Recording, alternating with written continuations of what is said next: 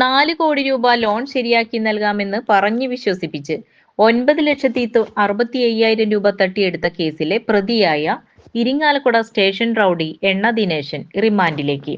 ഇരിങ്ങാലക്കുട കാരുമാത്ര നെടുങ്ങാണം സ്വദേശി വൈപ്പിൻപാടത്ത് ഷഹാന 36 വയസ്സ് എന്നവർക്കും ബന്ധുക്കൾക്കും 4 കോടി രൂപ ലോൺ തരപ്പെടുത്തി നൽകാമെന്ന് പറഞ്ഞ് വിശ്വസിപ്പിച്ച് ഷഹാനയുടെയും ഭർത്താവിന്റെയും കയ്യിൽ നിന്നും പല തവണകളായി 9,65,000 രൂപ കൈപ്പറ്റിയ ശേഷം നാളിതുവരെ ലോൺ ശരിയാക്കി കൊടുക്കുകയോ വാങ്ങിയ പണം തിരികെ നൽകുകയോ ചെയ്യാതെ തട്ടിപ്പ് നടത്തിയതിന് ഇരിങ്ങാലക്കുട പോലീസ് സ്റ്റേഷനിൽ രജിസ്റ്റർ ചെയ്ത കേസിലെ പ്രതിയായ എണ്ണ ദിനേശൻ എന്നറിയപ്പെടുന്ന വെള്ളാങ്ങല്ലൂർ സ്വദേശി മൂത്തേരി വീട്ടിൽ ദിനേശൻ 54 വയസ്സ് എന്നയാളെയാണ് ഇരിങ്ങാലക്കുട പോലീസ് അറസ്റ്റ് ചെയ്തത്.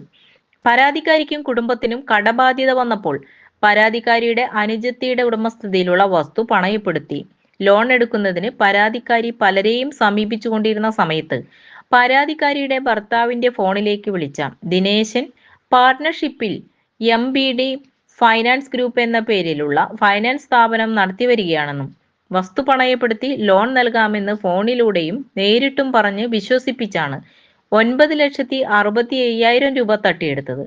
ദിനേശൻ ഇരിങ്ങാലക്കുട പോലീസ് സ്റ്റേഷനിൽ ഒരു കവർച്ച കേസിലും 5 തട്ടിപ്പ് കേസിലും ഒരു അടിപിടി കേസിലും കൊടുങ്ങല്ലൂർ പോലീസ് സ്റ്റേഷനിൽ ഒരു കവർച്ച കേസിലും വെള്ളിക്കുളങ്ങര പോലീസ് സ്റ്റേഷനിൽ ഒരു തട്ടിപ്പ് കേസിലും അടക്കം 9 ക്രിമിനൽ കേസിലെ പ്രതിയാണ്.